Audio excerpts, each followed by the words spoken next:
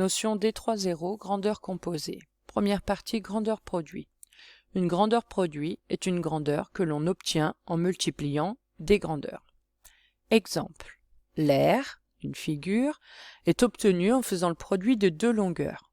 Exemple, l'aire d'un rectangle, la formule c'est bien grand L fois petit l. Donc on multiplie une longueur fois une autre longueur. Voilà. L'aire d'un carré. La formule, c'est côté fois côté.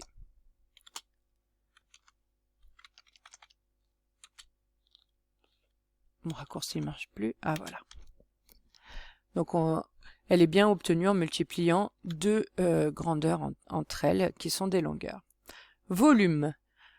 Le volume est une grandeur produit, puisqu'elle est obtenue en faisant le produit de trois longueurs. Exemple, le volume du pavé, c'est grand L fois petit l fois h, qui est la hauteur. Je change l'écriture pour qu'on voit mieux. Et le volume d'un cube, c'est pareil, c'est côté fois côté fois côté.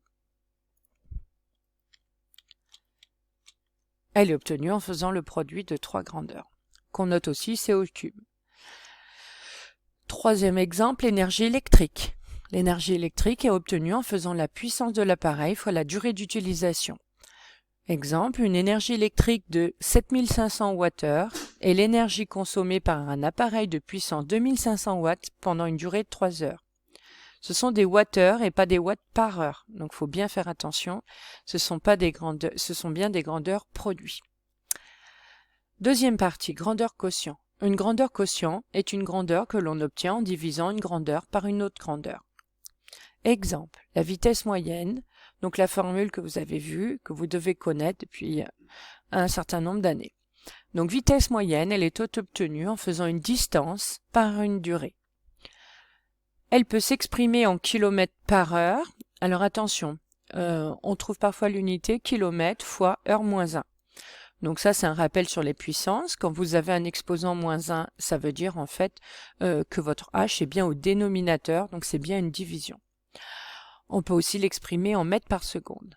Dire que la vitesse d'un avion est de 900 km par heure, ça signifie qu'en 1 heure, l'avion parcourt 900 km. Donc il est important de bien savoir traduire en français une grandeur quotient, avec les deux grandeurs bien distinctes. Inversement, si un cycliste parcourt 8 mètres en 1 seconde, alors sa vitesse moyenne, on va dire qu'elle est de 8 mètres par seconde. Deuxième exemple de grandeur quotient, le débit. Le débit est obtenu en faisant un volume divisé par une durée. Alors, cette formule, vous n'êtes pas obligé de la prendre par cœur, puisque en fait, quand on analyse les unités d'un débit, on comprend que c'est bien un volume par une durée. Puisque le débit s'exprime par exemple en mètres cubes par heure. Mètre cube, c'est bien une unité de volume, et les heures, c'est une unité de durée. Et le par, ça correspond bien à la division.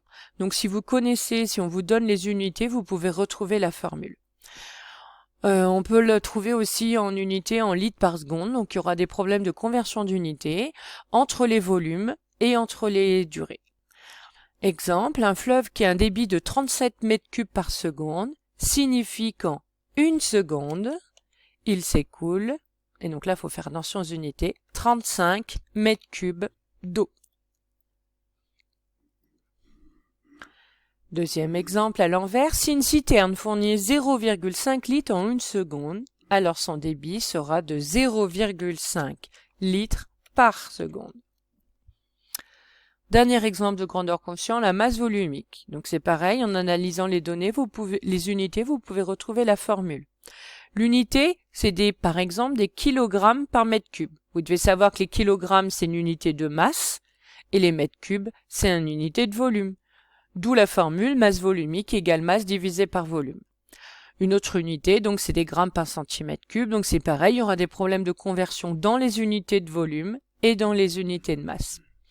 Exemple, la masse volumique du plomb est de 11 350 kg par mètre cube. Signifie que 1 mètre cube de plomb, donc je vous rappelle qu'un mètre cube, vous devez avoir une idée de quoi ça correspond. Donc il faut imaginer un cube de 1 mètre de côté. Donc ça a une masse de 11 350 kg. Ce qui veut dire 11,35 tonnes. Inversement, si 1 cm3 de coton a une masse de 0,02 g, alors la masse volumique du coton est de 0,02 g par cm3.